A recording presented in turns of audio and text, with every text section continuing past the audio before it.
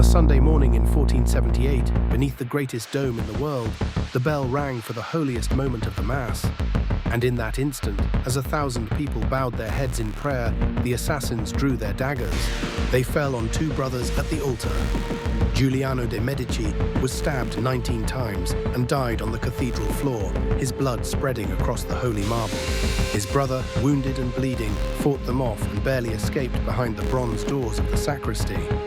His name was Lorenzo, and the men who tried to murder him in the house of God had made a terrible mistake. To understand why men would commit murder in a cathedral to destroy one family, you have to understand what the Medici had become. A family of nobodies who had bought everything money could buy, and then bought the things it could not. Kings, popes, God himself. This is the story of how a family of merchants built the machine that still runs your money today, and used it to buy the world. Because money on its own is just metal and paper. Its only power is what you trade it for. And the Medici would trade it for things no one had ever dared to buy. For generations before that morning, the Medici were nobodies. Small-time wool traders and money changers in Florence, a name that meant nothing beside the great families of the city. Then, in 1397, one man founded a bank. His name was Giovanni, and his timing was perfect, because the church had declared lending money for profit a sin, and almost no one dared do it openly. So Giovanni built a smarter machine, hidden interest disguised as ordinary currency exchange, and letters of credit so a merchant could carry a fortune across Europe as a single slip of paper. It was one of the foundations of modern banking, and it would soon make the Medici the bankers to the most powerful man alive. That man was the Pope. Branch by branch, the Medici took over the finances of the church itself, until a vast share of the wealth of Christendom flowed through their ledgers, and the family that once sold wool became one of the richest in Europe. They had built a power so quiet and so total that one day men would be willing to commit murder in a cathedral just to break it. But for now, the Medici had no intention of letting anyone see how much they truly held. Cosimo de' Medici understood the most dangerous truth about power. Reach for a crown in the open and they kill you. So he never did. He wore no crown and dressed like a modest citizen. But through loans, favors, and quiet bribes, he owned the men who governed Florence. He all but ran the Republic from behind the curtain.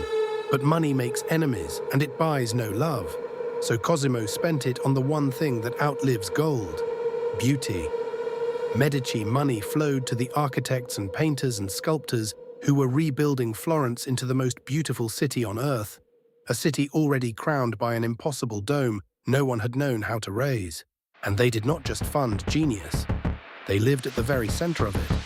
When Michelangelo was a boy, the Medici took him into their own household and raised him at their family table. It was the greatest reputation laundering in history. A family that squeezed profit from the poor through hidden interest, remembered forever instead as the noble patrons of genius. The same trick the richest families on earth still use today. When Cosimo died, his grandson inherited it all. Lorenzo de' Medici, poet, schemer, and the uncrowned Prince of Florence. History would call him Lorenzo the Magnificent. But gold and glory buy envy as surely as they buy beauty. And not everyone would bow. The Pazzi were an older, prouder family, an ancient name sick of kneeling to jumped-up bankers, and they found themselves a powerful ally. The Pope himself, Sixtus IV, wanted the Medici broken.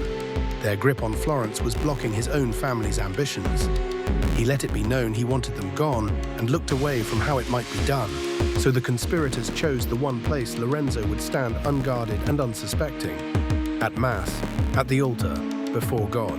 And we have come back to where we began. The bell rang, the daggers came out, Giuliano died on the marble, but Lorenzo, bleeding, lived, and the plot collapsed. Lorenzo had watched his only brother butchered at the altar, and his revenge was biblical. More than 80 conspirators were hunted through the city and executed, the ringleaders hanged from the high windows of the government palace, their bodies left to rot for all of Florence to see. The message was carved into the city in blood: you do not raise your hand against a family that owns the world. Lorenzo had survived, but he wanted far more than survival. He wanted the one prize that would put the Medici above every rival forever. Not a city, not a kingdom, the church itself, the throne of God on earth. For years, he poured the bank's fortune into the church. He bought his son a cardinal's hat at just 13 years old. Then, quietly, the loyalty of the men who would one day choose the next pope. And in 1513, the bet paid off. In the most sacred election on earth, Medici money won. And Medici was crowned Pope, Leo X. A family that 2 centuries earlier had sold wool in a Florentine street now owned God himself. But power bought is power abused. Leo spent like an emperor, draining even the church's vast wealth. And to refill it, he turned to the church's most lucrative trade, selling forgiveness itself, salvation for cash, sins erased for the right price. And far away in Germany, a furious monk named Martin Luther watched the corruption and nailed his protest to a church door. It was the spark that lit the Reformation. In a church already rotten with the kind of corruption the Medici embodied, the faith they had spent a century buying began to crack in two, a wound that would never fully heal. Their hunger for glory had helped break the very throne they had paid so dearly to own.